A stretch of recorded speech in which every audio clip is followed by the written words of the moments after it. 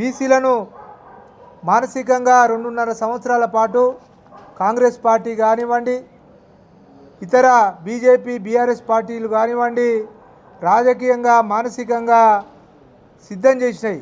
మీకు 42% రిజర్వేషన్లు ఇస్తున్నాము, మీరు 42%తోనే మీరు ఎన్నికలకు పోతారు, గెలవాలనేది ఒక మానసికంగా సిద్ధం చేయడం జరిగింది.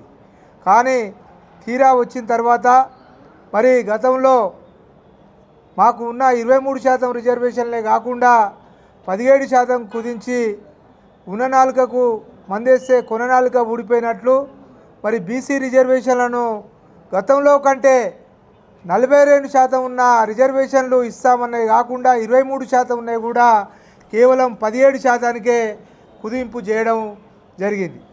ఇలాంటి సమయంలో బీసీలు దిక్కుదోచని స్థితిలో మరి అంశాన్ని ఏ విధంగా ఎదుర్కోవాలన్నప్పుడు బీసీ పొలిటికల్ ఫ్రంట్గా మేము బీసీ ప్రజలకు పిలుపునిచ్చాము. మన శక్తి సామర్థ్యాలు హనుమంతుని కంటే గొప్పవి. ఎందుకంటే హనుమంతునికి తన యొక్క శక్తి సామర్థ్యాలు తెలివాయి.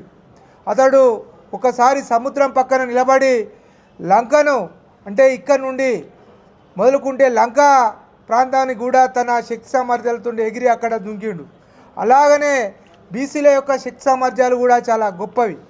వాళ్ళు జనాభాలో 56% నుండి 60% ఉన్న జనాలకు మరి వాళ్ళ ఓటు వాళ్ళు వేసుకుంటే కేవలం గ్రామ పంచాయతీ ఎన్నికలే కాకుండా సర్పంచ్ ఎన్నికలే కాకుండా మరి చట్టసభలలో కూడా వాళ్ళ ప్రాతినిధ్యం 60% ఉంటుందని మరి తెలుసుకోవడం జరిగింది. మొన్న జరిగిన సర్పంచ్ మొదటి విడత రెండవ విడత ఎన్నికలలో మరి 50% మించి మరి బీసీ సర్పంచులు గెలవడం అంటే వాళ్ళ యొక్క శక్తి సామర్థ్యాలు ఈరోజు వాళ్లకు తెలిసే పరిస్థితి వచ్చింది. మరి వాళ్లకు సపోర్ట్ చేసిన ఎస్సీ సోదరులకు, ఆగ్రకుల పేదలందరికీ, ప్రజాస్వామిక వాదులందరికీ కూడా ఈ సందర్భంగా మేము సవివరంగా ధన్యవాదాలు తెలుపుతున్నాం.